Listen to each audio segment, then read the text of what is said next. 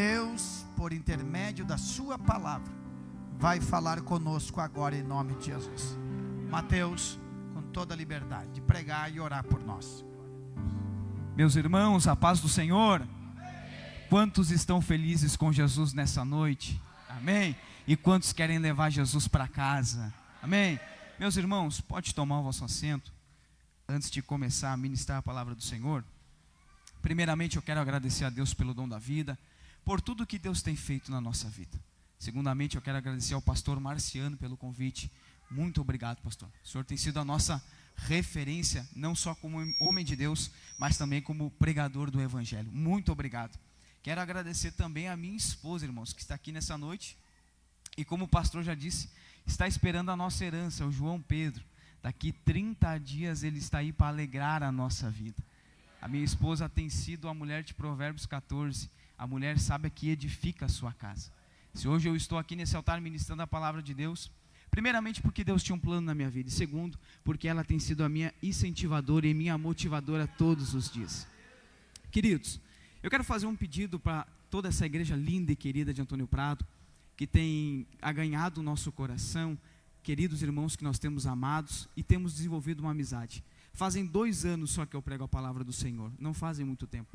E eu me lembro que no primeiro ano eu fiz uma oração para Deus, e eu pedi para que Deus me desse sabedoria e entendimento para ministrar a palavra dele, porque era uma promessa que Deus tinha.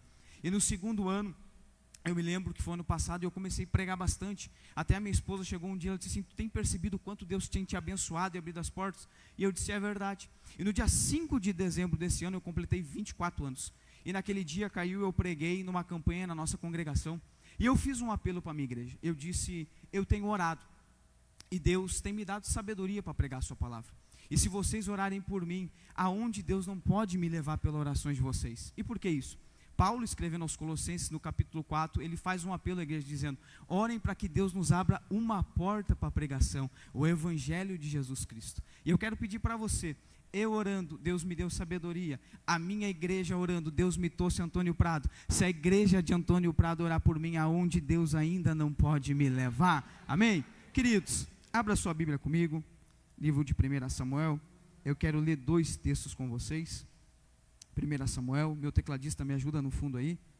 Capítulo 7 e versículo 1 e 2, primeiramente.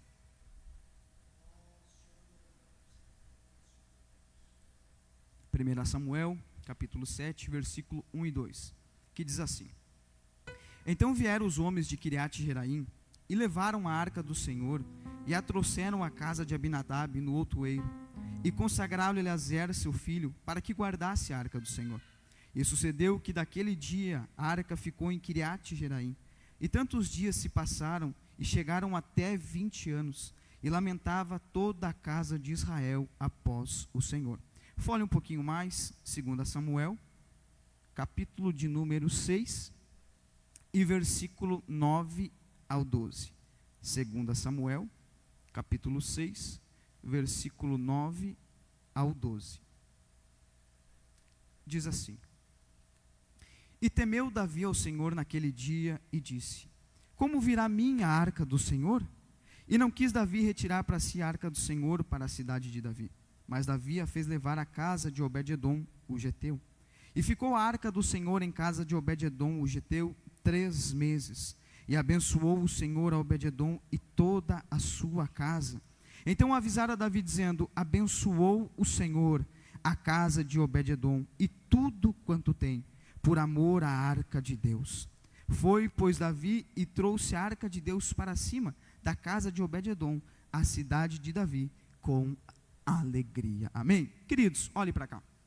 Pensando eu sobre essa palavra e sobre o tema que nos é proposto, sobre a semana da renovação, a palavra renovar no nosso dicionário Aurélio brasileiro vai dizer que significa exercitar algo que já tem ou tornar algo melhor. Então nós estamos nessa semana para renovar e renovar a nossa visão biblicamente para tudo aquilo que Deus tem para a nossa vida. Quantos querem ter sua visão renovada nessa noite? Olhe para mim. Entendendo que, falando sobre a soberania de Deus, todo o plano que Deus tem para a nossa vida, tudo começou no livro de Gênesis, no Éden. A Bíblia diz que Deus, ele formou um homem do pó chamado Adão, soprou sobre ele o fruto da vida. E a Bíblia vai dizer que todos os dias, na viração do dia, Deus descia ao jardim do Éden para falar com Adão. Deus criou a sua criação, o homem, para um relacionamento, a sua comunhão. Mas o homem pecou, e o termo que a Bíblia vai dizer que Deus os expulsou do paraíso. Mediante a tudo isso, Deus, ele não é um ser abominável. Deus, e a Bíblia vai dizer que em Números, que ele não é como o homem, ele não pensa como o homem, e ele não age como o homem. A Bíblia diz que o profeta Isaías diz que os pensamentos do Senhor são maiores que os nossos. A Bíblia diz no livro do profeta Jeremias, no capítulo 29, que o Senhor sabe os planos que tem a respeito de vós, planos do bem e não do mal, para nos dar um futuro cheio de esperança. O plano de Deus, o Deus imutável, o Deus que não pensa como o homem, se dá em Êxodo, quando ele levanta um homem chamado Moisés, porque ouviu a aflição do seu povo. No capítulo 1 de Êxodo vai dizer que se levantou um egípcio, Faraó, que não conhecia os feitos do Senhor e de José, e ele começou a fazer o povo de Israel ser a casa de escravidão, dominar sobre Israel. Só que no capítulo 3 a Bíblia vai dizer que Deus ouviu o clamor do seu povo, e ele levanta um homem, a história nós conhecemos, chamado Moisés, que era gago, fanho, tinha algumas dificuldades de falar, mas quando o Senhor se apresenta a ele numa sarça ardente, ele diz: Senhor, mas eu vou no nome de quem? O Senhor diz para ele: eu sou o que sou, vai e diga tudo o que eu te ordenar. Peraí, Mateus, eu não estou entendendo. Deus levanta Moisés para tirar o seu povo da casa da escravidão, muito bem, verdade, mas perceba, mediante a uma promessa, sempre existe uma ordenância. O que é isso, Mateus? Gênesis 12, Deus olha para Abraão e diz: ei Abraão, sai da tua casa e da tua parentela, porque eu, o Senhor, quero te abençoar. Perceba que a promessa é grande, é bonita, mas perceba que atrás existe uma ordenância. Qual é? Sai da tua casa e da tua parentela. Nessa noite eu quero pregar algo para você, se você puder, anote. Deus é um Deus de promessa, Deus é um Deus de aliança, e Deus é um Deus de princípios.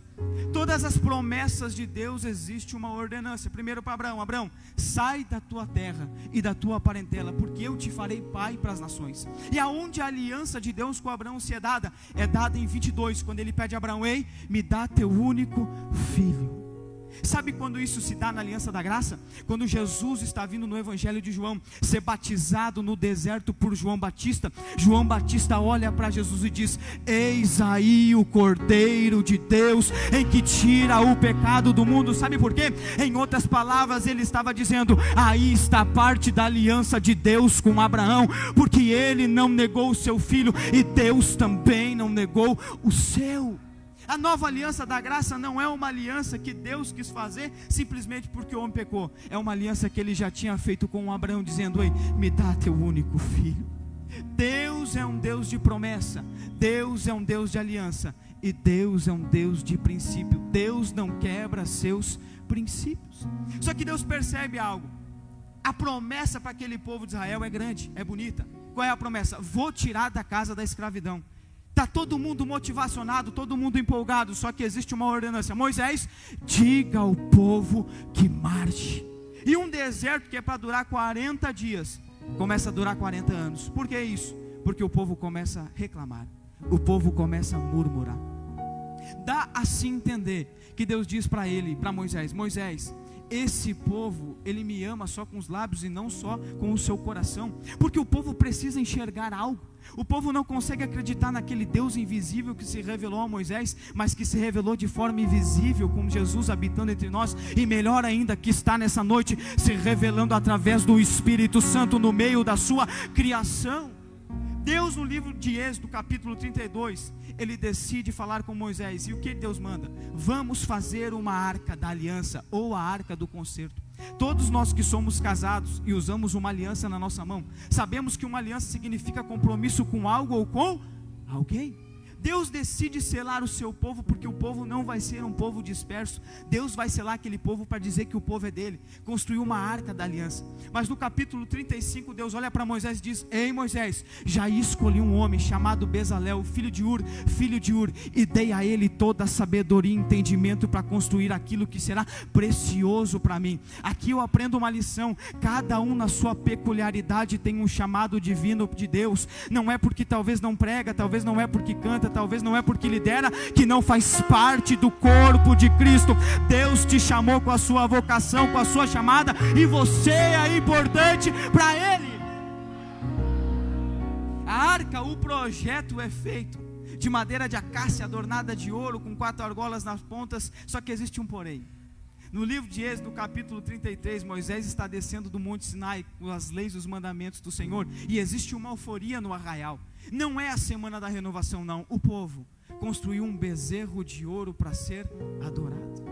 Moisés desce enfurecido com aquele, porque Deus os quer matar, e Moisés intervém pelo povo. Mas quando ele chega naquele momento, ele se levanta e diga: os que são de Deus, que venham até mim.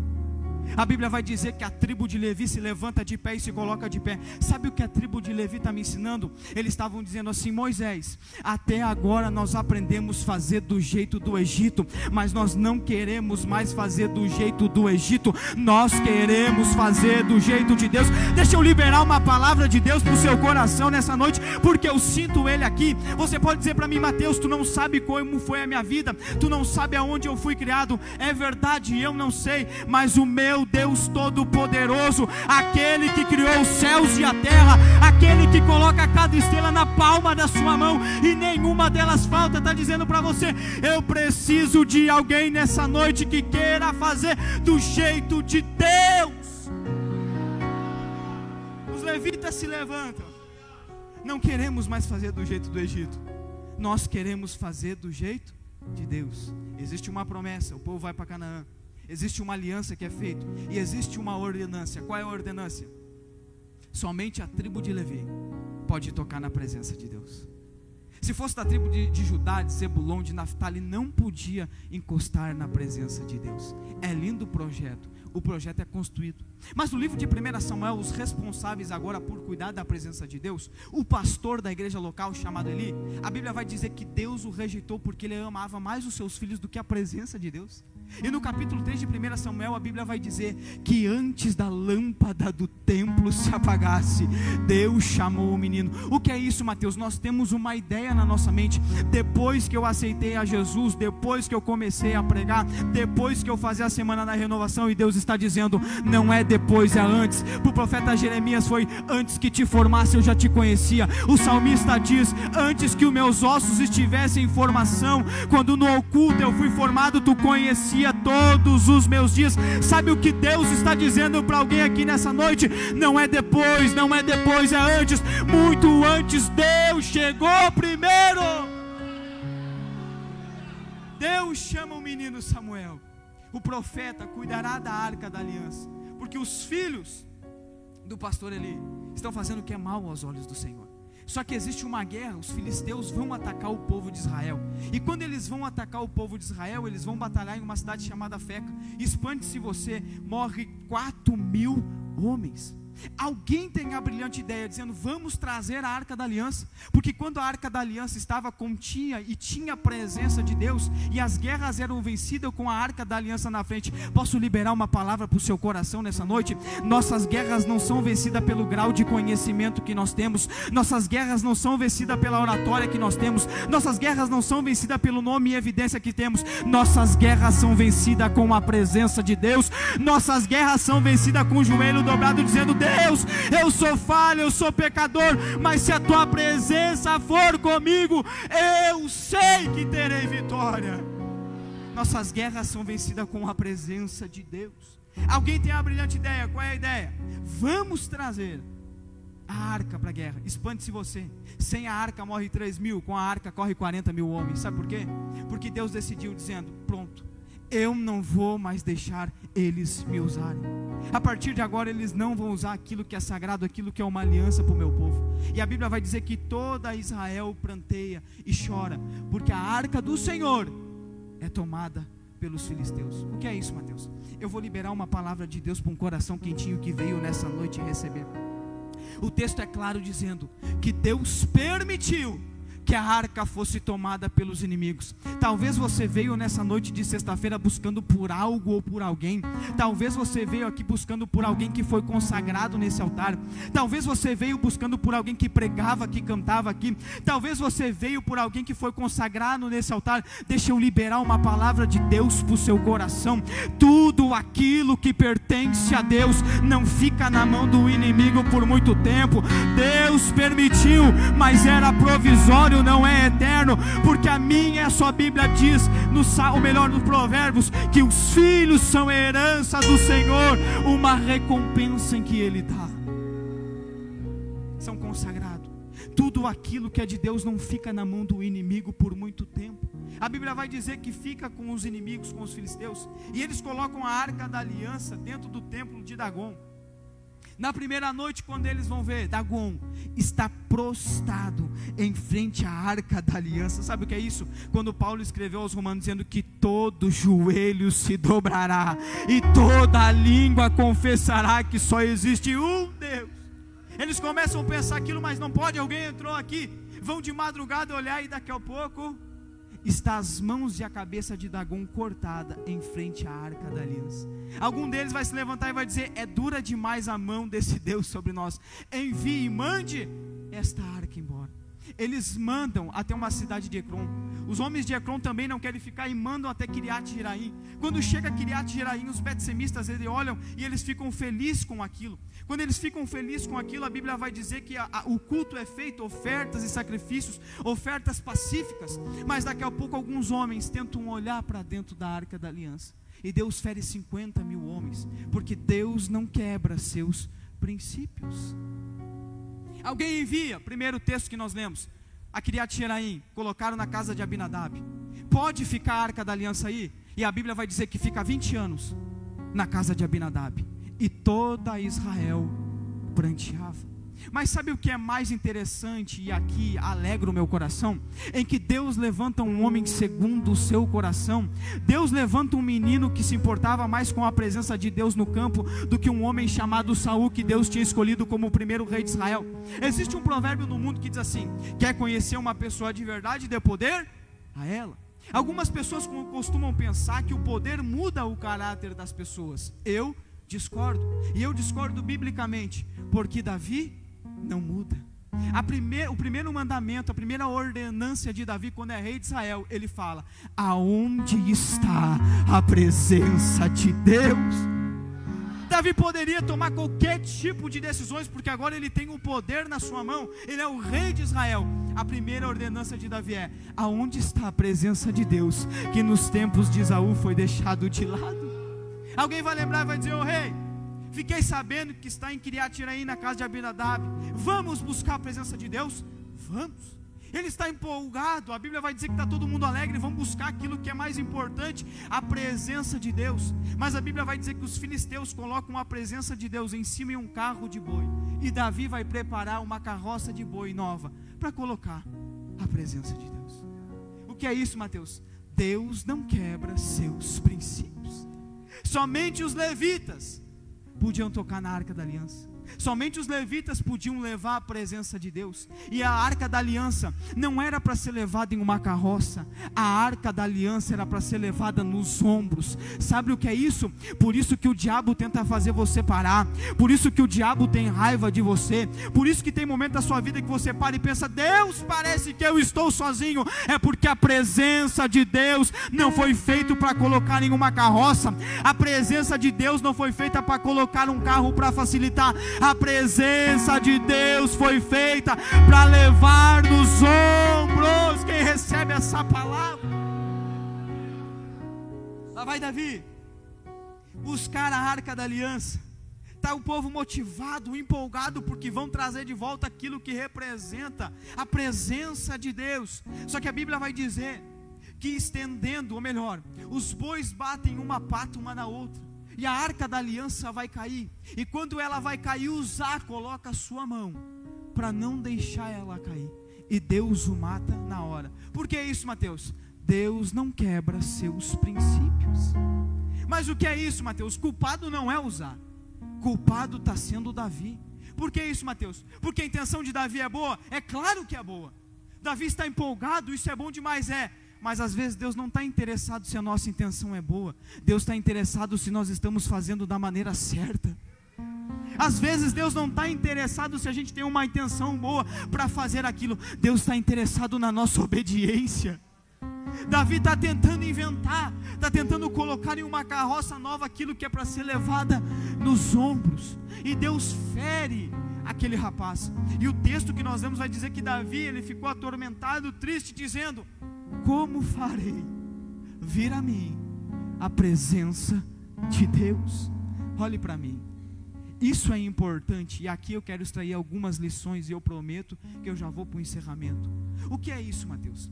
Você já sentiu vontade alguma vez na sua vida de parar? Já, né? Você já sentiu vontade alguma vez de dizer assim: eu não entendo esse negócio de Bíblia, eu não estou entendendo esse negócio do Evangelho, eu não sei para que eu fui chamado, eu vou parar, eu vou desistir? Já, né? Já se viu um quadro na sua vida que as coisas foram apertando tanto, que parece que você estava sozinho, que você dobrava os seus joelhos para orar, e o silêncio de Deus foi como um punhal cortando o coração, e você queria uma resposta, e o silêncio de Deus ficou, e você não entendeu nada? Você já sentiu vontade de fugir para um lugar tão longe, mas tão longe, começar uma vida do zero onde ninguém conhece você? Já, né? Mas essas doideiras que às vezes dá na nossa cabeça, também deu na cabeça de Obed-Edom. E Obed-Edom não só simplesmente teve esse pensamento, ele foi e fez. Me explica isso, Mateus, vou lhe explicar. Em umas traduções vai dizer Obed-Edom de Gate. Estudando sobre isso teologicamente, a cidade de Gate, você conhece alguém de lá? 1 Samuel capítulo 16. E levantou-se um gigante filisteu, Golias, da cidade de Gate. O que é isso? Obed-Edom pensou assim: 20 anos, a presença de Deus está em um lugar, toda a casa de Israel pranteia, ninguém busca mais a presença de Deus, eu vou embora, eu não quero. Ele vai morar perto de uma eira, ele vai morar num lugar onde ele quer os grilos para ser o vizinho dele, ele não quer crente batendo na porta dele, ele não quer ninguém convidando ele para ir para o culto. Só que eu fui estudar a vida de Obed-Edom, e eu encontrei Obed-Edom, pastor Cristiano, da tribo dos levitas. Está dizendo então, Mateus, que ele é um levita, está dizendo que ele pode carregar a presença de Deus, mas ele está fugindo. Obed-Edom cansou. Obed-Edom disse: quer saber? Eu vou parar, eu vou desistir. Só que acontece algo, e permita-me parafrasear: coincidência? Eu acho que não.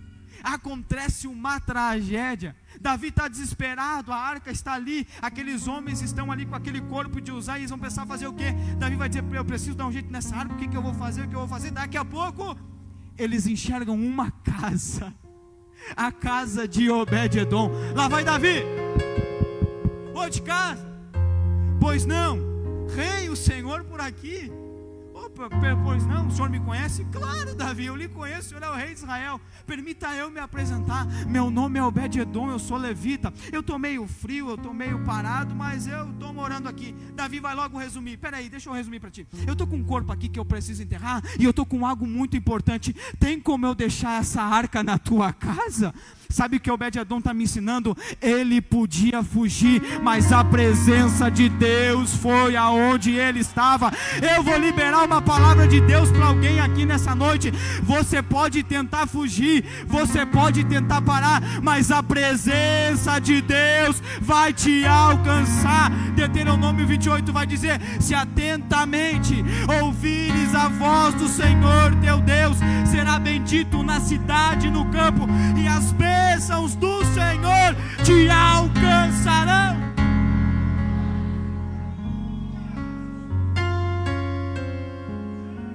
Obed-Edom quer uma vida longe daquilo que Deus quer para ele. Mas sabe o que é lindo nisso? Parece que uma tragédia bateu na porta da casa de Obed-Edom. Obed-Edom estava dizendo assim: quer dizer, rei, que aconteceu uma tragédia só para Deus não me perder? Eu quero dizer algo para você nessa noite. Talvez tenha acontecido algumas dificuldades na sua vida. Talvez tenha acontecido algo que você está dizendo: Deus, por quê? Mas tudo isso que está acontecendo, Deus não perdeu você. Você ainda está no radar de Deus. João capítulo 11 vai dizer que Lázaro era amigo de Jesus e a morte bateu na porta de Lázaro. Mas ao quarto dia Jesus chegou dizendo: tira a pedra, porque aquele que a vida e a ressurreição chegou no ambiente. Quer dizer que as crises chegaram, mas mesmo assim Deus não te perdeu. Quer dizer que as dificuldades chegaram, mas Deus não te perdeu. Quer dizer que tudo isso que aconteceu por um propósito. Deus não perdeu você. Sabe o que Deus estava dizendo? Ei, Obed-edom, não adianta fugir, não adianta se esconder.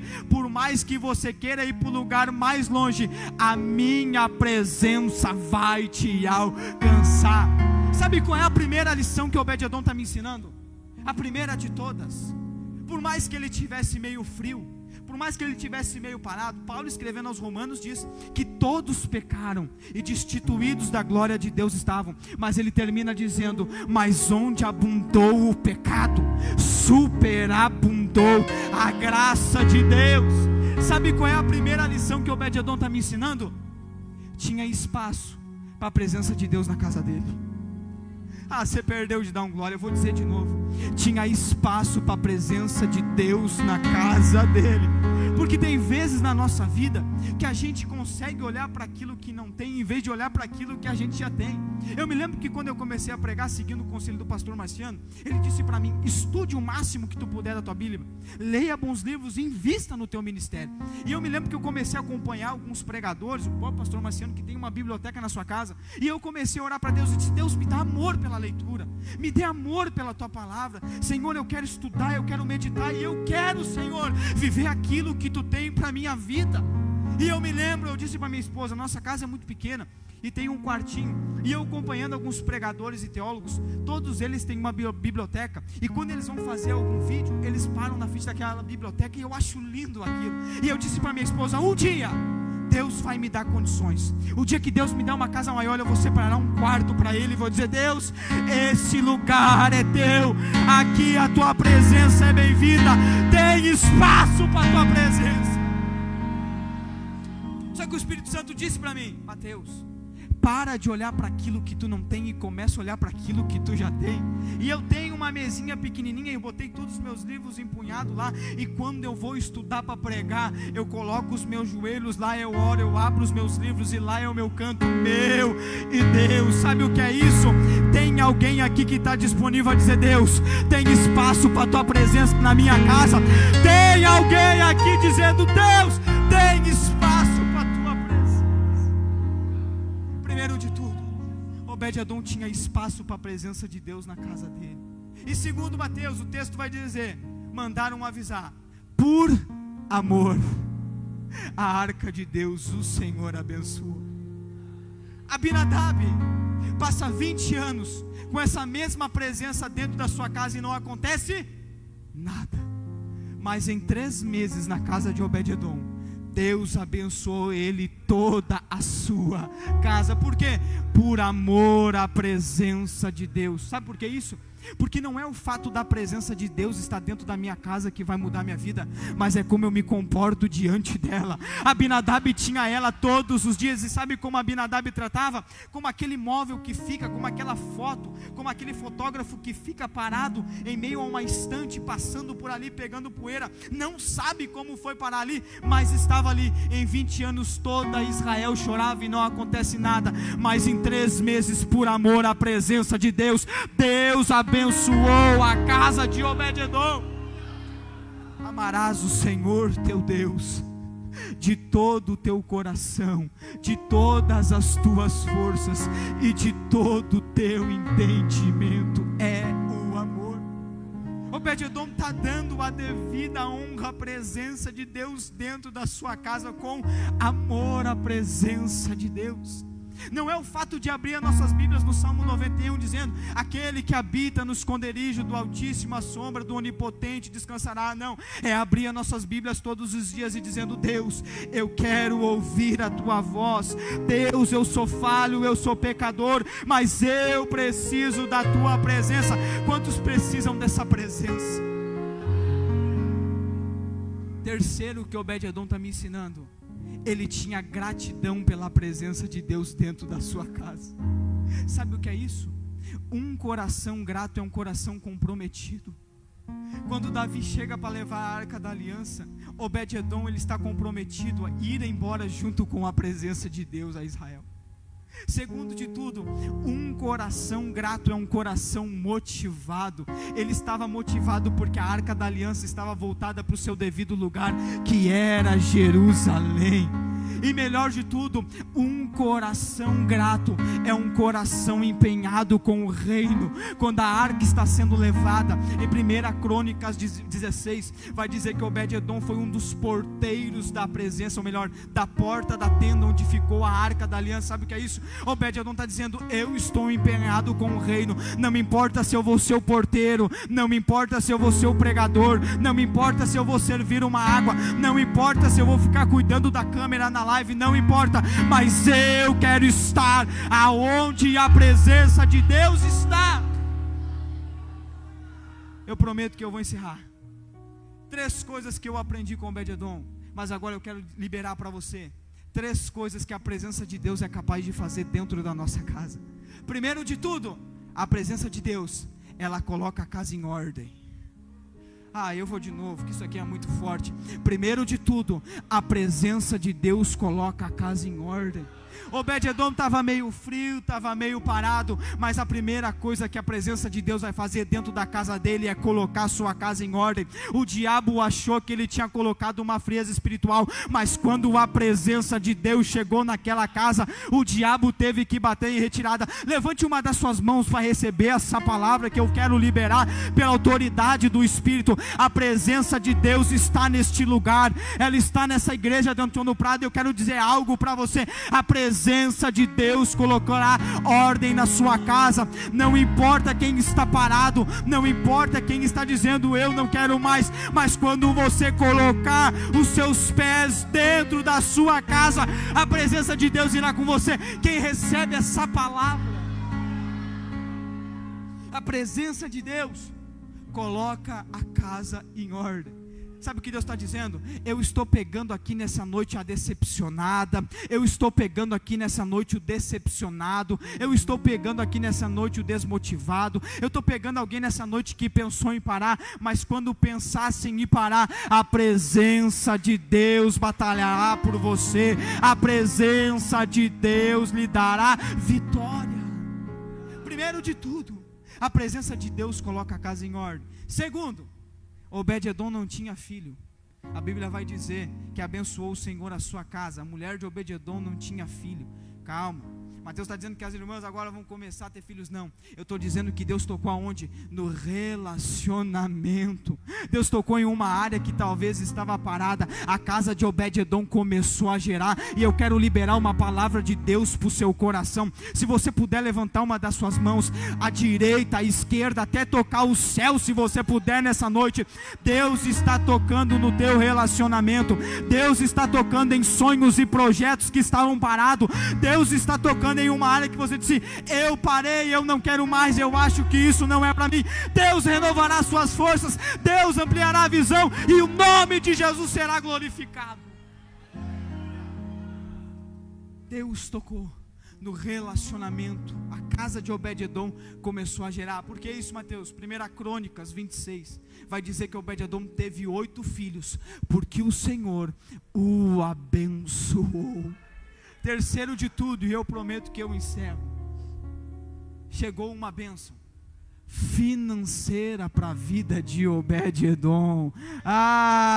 Tem gente que já pegou, eu vou repetir. Chegou uma bênção financeira para a casa de Obed-edom. Por que isso, Mateus? Está na Bíblia. Eu não vim motivar ninguém, está na Bíblia.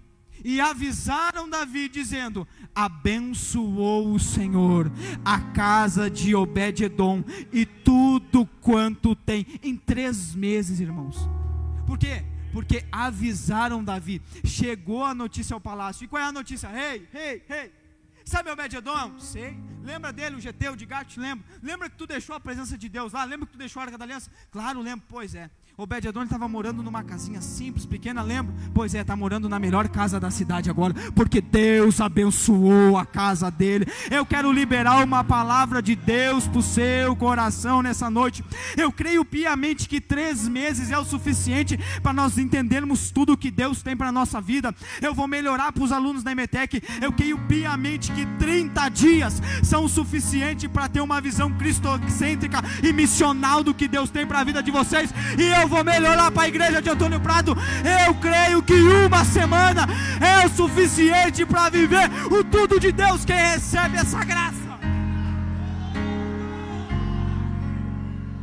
é profético isso nessa noite. É profético isso nessa noite.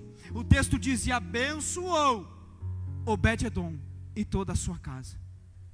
E eu quero liberar uma palavra profética para a sua vida pela autoridade do Espírito. Eu vou dizer: e abençoou o Senhor, e você vai colocar o seu nome aí, porque o texto diz: e abençoou o Senhor Obed-edom e a sua casa. E eu vou dizer: e abençoou o Senhor, e você vai gritar o seu nome, o mais forte, o mais alto que você puder. Existe algo profético aqui nessa noite, e tudo que é gerado no altar, o altar se responsabiliza. Não sou eu que estou falando. Sabe por quê? Porque no livro do profeta Ezequiel, no capítulo 37, a Bíblia vai dizer que Deus o levou ao meio de vale de ossos secos. Deus olha para ele e disse: ei, profeta, pode esses ossos reviver? Se fosse eu, talvez diria: Senhor, não dá mais, não tem como. Mas Ezequiel olha para o Senhor, e eu aprendi com Ezequiel. Ele disse: Senhor, tu ó sabes. E Deus olha para ele e diz: então profetiza, profeta. Sabe o que é isso? Enquanto eu profetizo, o céu se responsabiliza. Enquanto eu entendo que Deus me chamou, o céu se responsabiliza. Eu pergunto, igreja de Antônio Prado, e vocês respondem: o Senhor abençoou quem? O Senhor abençoou quem? Mais alto para o inferno ouvir. O Senhor abençoou quem? E toda a sua casa. Se coloca de pé comigo.